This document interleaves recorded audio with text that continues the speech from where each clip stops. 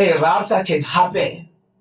No, even though iBhayibheli sithi yona akukho umhla umuntu waziyo lo mhla nalomini, but i-event zona ne-calculations ngokweBhayibheli ziyabonakala ba u-6,000 years we-rest sizabe sewugqiba ngo-2033.